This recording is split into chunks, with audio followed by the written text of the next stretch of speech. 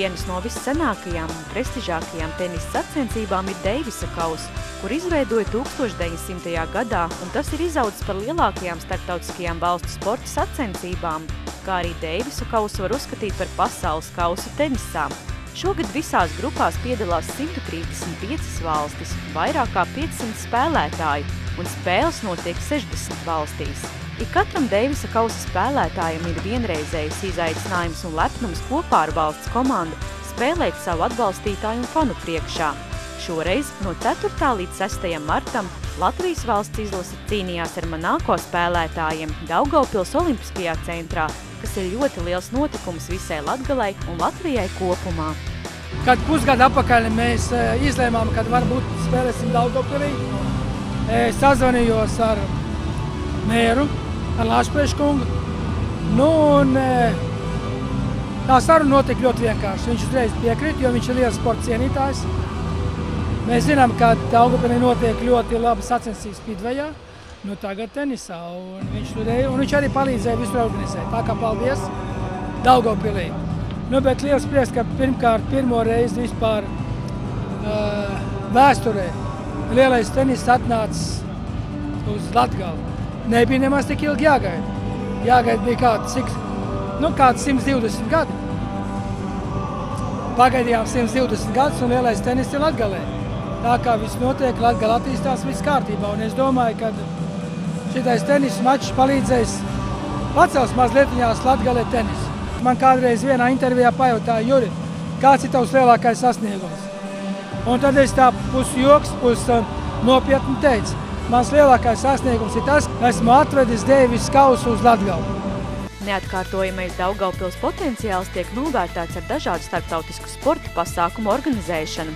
Regulāri norisinās Grand Prix posms Speedwayā, aizvadīt Eiropas un pasaules čempionātus snookerā un Eiropas čempionāts junioriem taekwondo. Un jau ilgāku laiku Deivisa kausa turnīru Daugavpilī gaidīja ne tikai tenisa pasaules profesionāļi, bet arī daudz daugavpilieši. Līdz ar to pilsēta ar lielāko prieku atbalstīja un uzņēma tenisa mīļotājus. Ir prieks sagaidīt tomēr sportistus un priecāties par to, ko viņi rāda skatītājiem. Mēs esam rīkojuši lielus pasākumus sportā, bet šis ir viens no tādiem, kas parāda pilsētu un pilsētas iespējas. Tāpēc paldies Tenisa federācijai, paldies Savicka kungam par šo uzticību.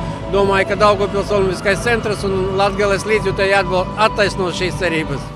Daugavpils ir multikulturāla, multietniska un otra lielākā pilsēta Latvijā. Daugavpils ir pārobežu ekonomiskās attīstības un pakalpojumu centrs Latgalē, ar izteikti spēcīgu kultūras devumu visam reģionam.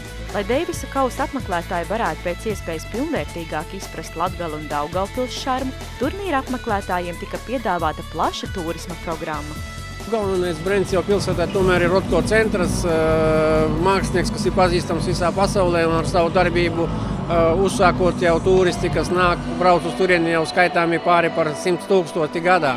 Līdz ar to tas ir viens paralēli tam, viņš atrodas Cietoksnī un arī Cietoksnis ir atguvis savu otro jaunību, var teikt, jā, jo tāda veida objekts pilnīgi ir, kas restaurēt un ir saglabājies, viņš gan nav pilnīgi restaurēts, ir diezgan unikāls, vismaz Eiropas fortifikāciju sistēmā, un tāpēc tur ir ko redzēt.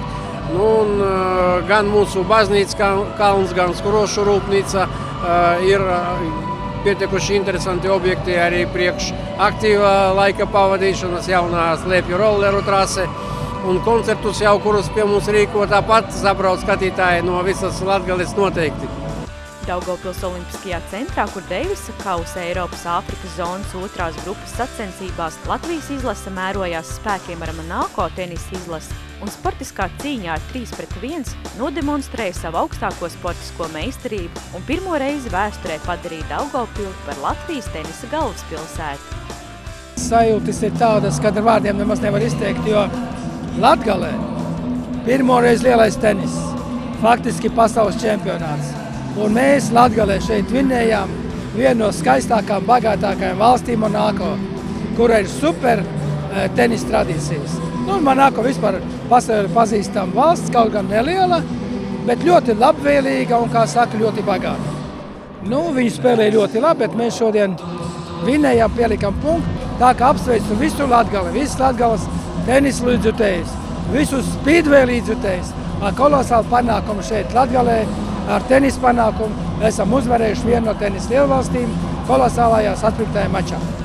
Deivisa kausa sacensības spēlētājiem sniedz jaunu impulsu un uzrāvienu. Katram sportistam ir ļoti liels gods pārstāvēt savu valsti. Latvijas komandas izlases šajā izcīņas posmā pārstāvēja Miķelis Lībietis, 24 gadi, vienspēļa ITP rangā ieņem 573. vietu.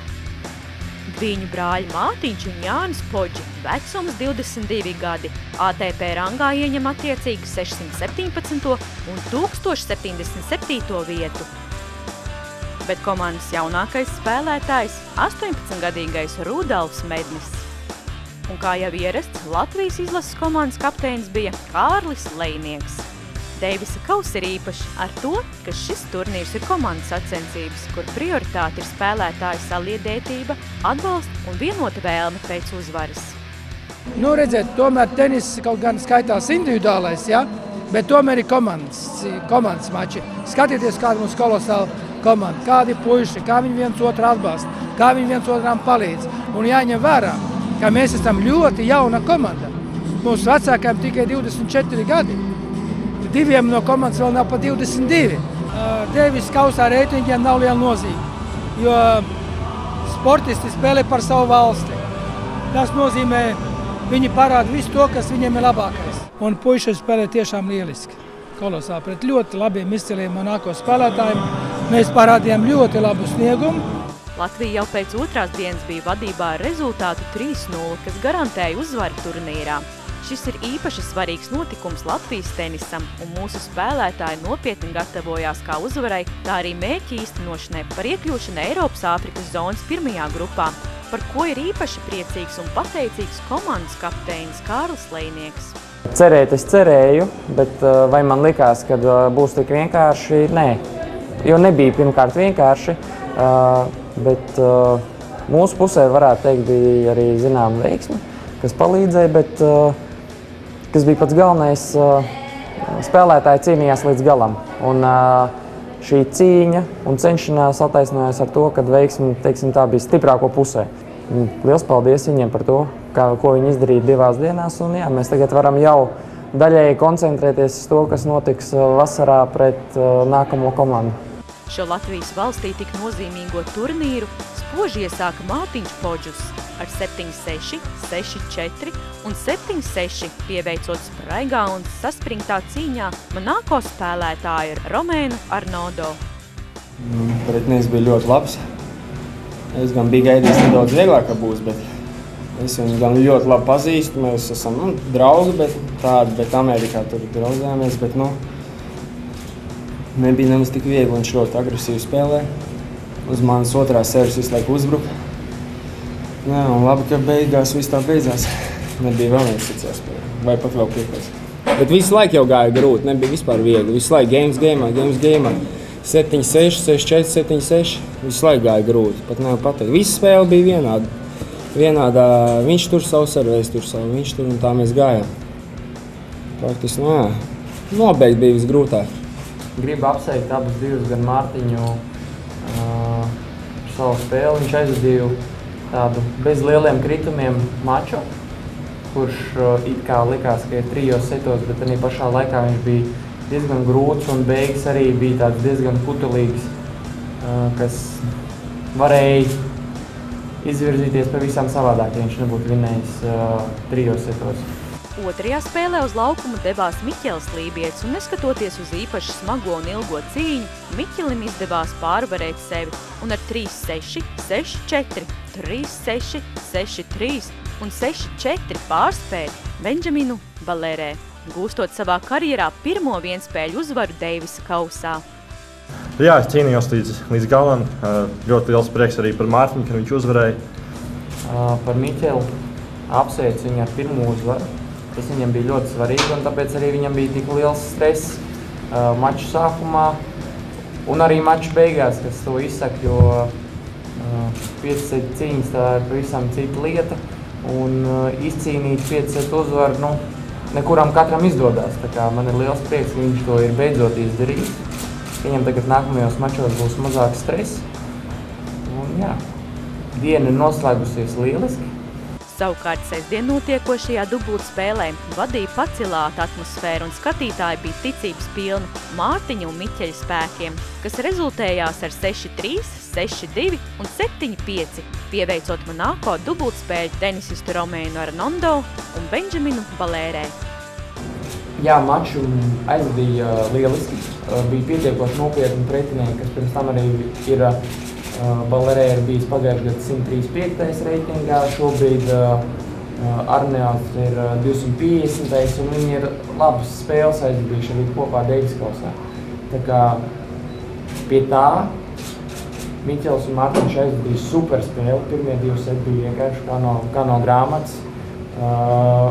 Mārtiņš kontrolēja vairāk galvlīniju ar saviem sitieniem, viņiem nedeva iespējas vispār iespēlēties no gaisa. Miķels savu darbu pie gaisa izdarīja, kā jau tagad ir pierasts, lieliski.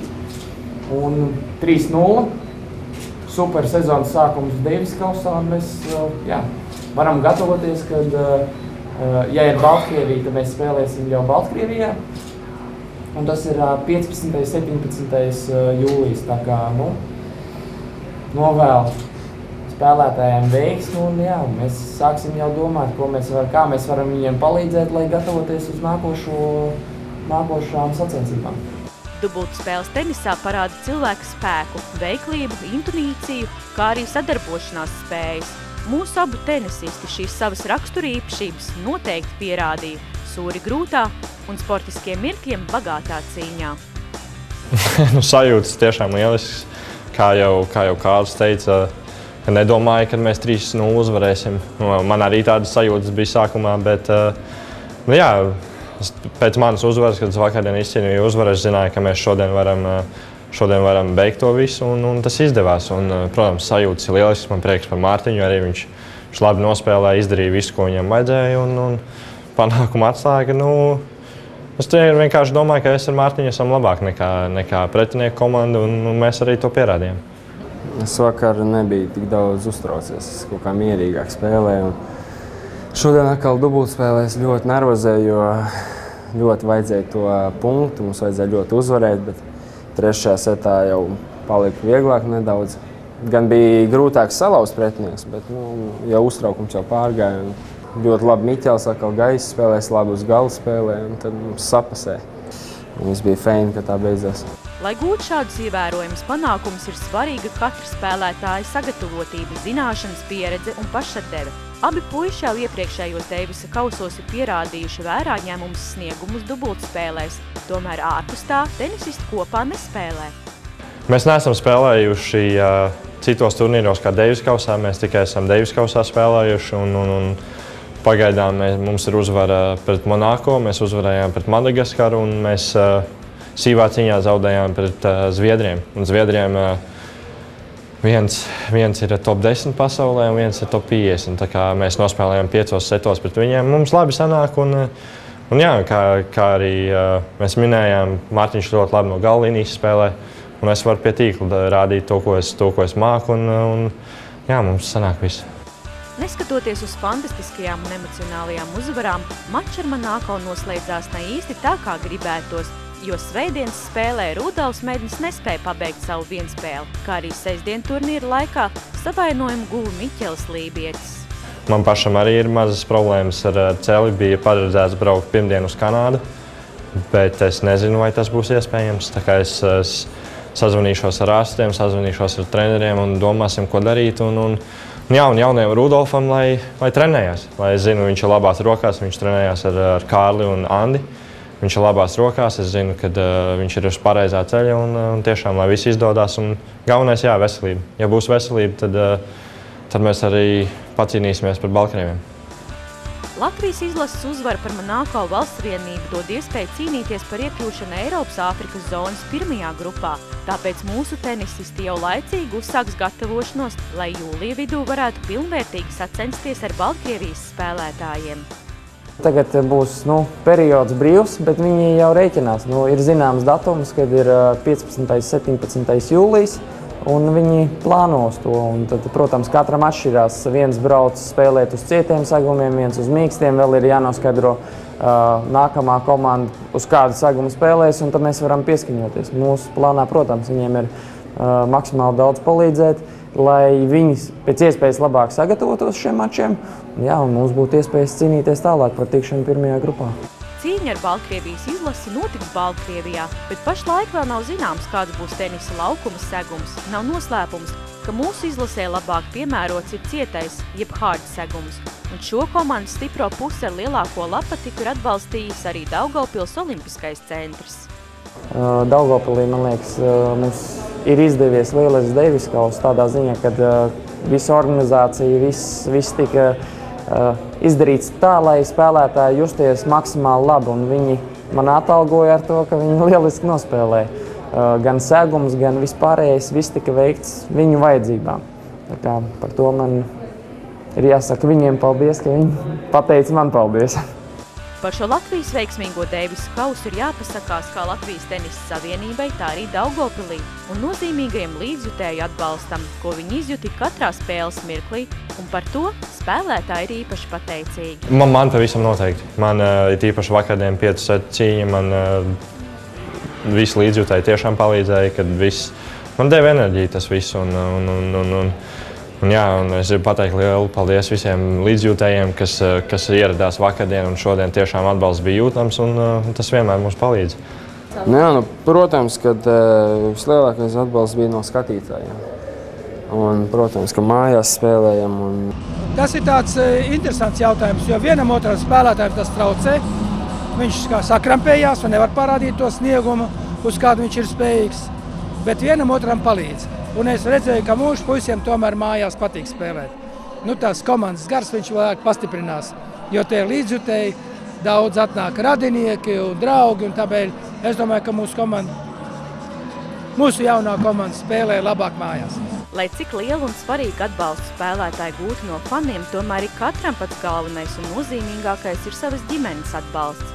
Jo bez viņu sūrā un grūtā darba, kā arī lielā entuziasma, mūsu tenisisti visticamāk nebūtu sasnieguši šādus pasaulē atzītus rezultātus. Protams, jāpasakās ļoti liels paldies saviem vecākiem, jo ja viņi man neielika tenisā, tad es arī nespēlētu tenisu. Viņi man vienmēr atbalsta, kad ir grūti, kad ir labi, vienmēr aiziet Mārtiņ, tu to vari uz priekšu. Protams, liels atbalsts ļoti liels ģimenei. Viņi man trenēja, teica treneris man. Un, protams, arī Juram Savickim par finansēm. Paldies. Jā. Mārtiņa un Jāņa tēvs Alvis Podžus ir viņu treneris jau no bērnības, kad viņš lauku mājā iekārtoja tieši brāļiem paredzētu tenisa laukumu.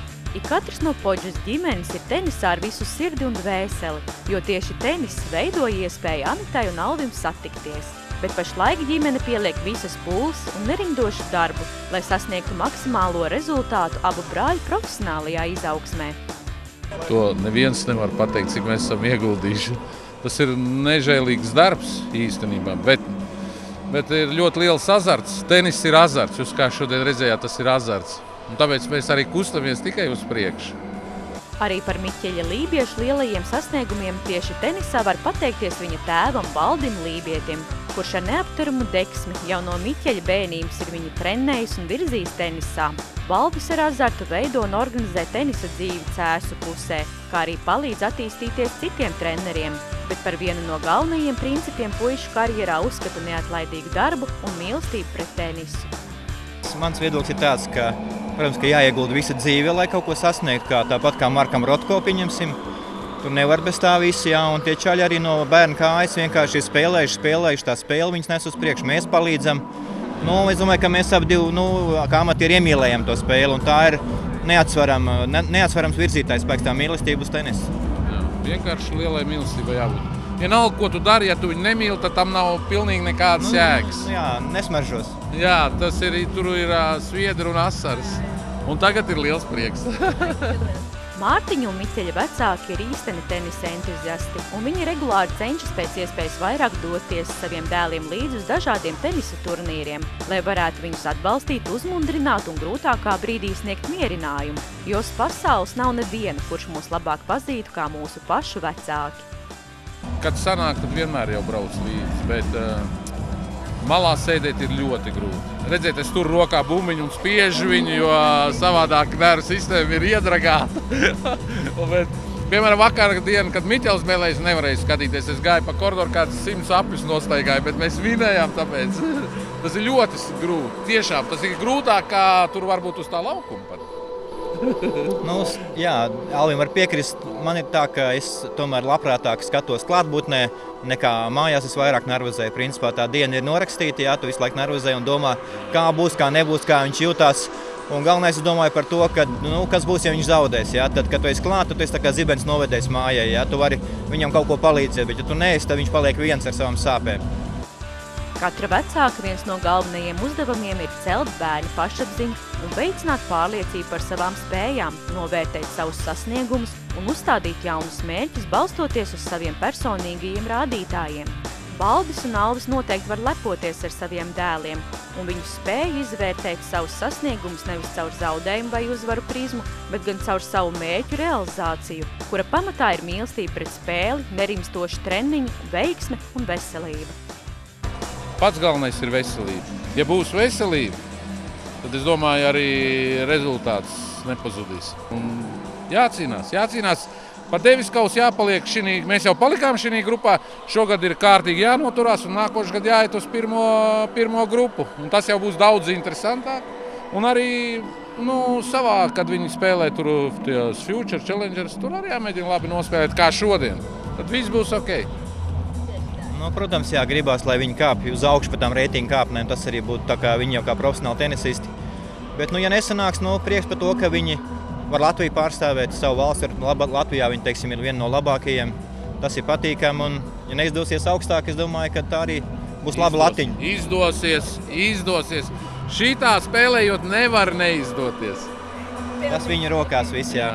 Mums ir ļoti laba komanda šoreiz. Mums tagad ir 2. gads, kā mums jau. Jā, mums ir jauna, jo es pagājušajā gadā, kad mēs spēlējām Liepājā, es teicu, mums bija jāpārkāp pāri un pašiem jāpaliek 2. grupā. Es teicu, mēs izdarījām. Jā, mēs to izdarījām, un redz, mums tagad arī ir nākošais solis, kad mēs jau mierīgi nostabilizējam. Jā. Jo nekas nekad nenotiek tāpatā. Sākumā ir zaudz, pēc tam ir uzvaras, lēnā garā un aiziet. Un mums ir tiešām laba komanda. Ar katru šo uzvaru vienkārši ticība sev arī viņiem palielinās. Tas jau ir, ja tu tici tam visam, tad tas nes tev uz priekšu. Jā. Tenisa bumbiņa nezina, ne cik tev ir gadu, ne no kādas valsts tu esi nācis un kāda ir tava gaume, jo sports vienmēr pārvar barjeras. Deivisa kausa palīdz kopt un veidot savstarpējās attiecības starp valstīm visā pasaulē, un tā spēlētājiem ir vienreizējs izaicinājums un lepnums kopā ar savas valsts komandu spēlēt savu atbalstītāju un fanu priekšā. Deivisa kausa tiek pamatoti uzskatīts par prestižākajām sacensībām tenisā, un tāpēc ik katrs tā atbalstītājs vēl visiem izturību, spēku, veselību un mērķtiecību. Es ticu, ka viņi darīs to, ko var, un mazliet veiksmīgs. Tā kā viss paldies arī tiem skatītājiem, kas mūs atbalstīja pie televizoriem. Liels paldies! Tātad mēs vēl spēlēsim kopā ilgus gadus, un es ceru, ka mēs vēl daudz ko vinēsim. Nākotnē viņiem vēl izaugsmi un turpināt strādāt. Būs darbs, būs rezultāti. Tā kā pats galvenais viņiem ir turpināt censties, jo ja viņi spēj parādīt šādu sniegumu, kāpēc lai viņi nespētu izdarīt nedēļu no nedēļas. Jo viņiem ir skaidrs, viņiem ir jākāp, jākrāj punktu un jāvinē spēles. Komandai vēlējums ir Mārtiņam un Jānim, lai veselību viņi sakārto. Latvijas izlasē gribētos tikt ārā no šīs grupas. Vienu mērķi jau izdarījām, ka palikām šajā grupā. Vairs izkrist ārā nevar un, protams, gribās tikt nākošajā 1. grupā. Un varbūt kādu dienu tur ir liela kausa, Deivis kausa rokās. Un pa individuāliem es gribētu, es droši vien pēc mēneša braukšu uz ASV. Tur būtu ļoti labi, ja uz Futuriem tur būtu ļoti labi, ja man izdotos labi saspēlēt. Un tad es būtu varbūt reitingā kāds 300, 400 pasaulē. Un tad es brauktu Eiropā uz Challengeriem, tas ir stiprāki turnīri. Un tad varbūt, ja viss labi notiek un bez traumām, tad varbūt uz Open kvalifikāciju varētu tikt. Vēlam mūsu spēlētājiem veiksmi, stipru komandas garu, veselību un nerimstošu atbalstu kā no līdzjutējiem, tā arī no viņu ģimenēm. Savukārt atbalstītājiem elpu aizraujošas izspēles un atkal tikšanās prieku ar labākiem Latvijas un Baltkrievijas tenisistiem, lai jau jūlija vidū mēs varētu sekot līdzi, kā Latvijas izlase pietuvojas mērķim iekļūt Deivisa kausa Eiropas Āfrikas zonas pirmajā grupā.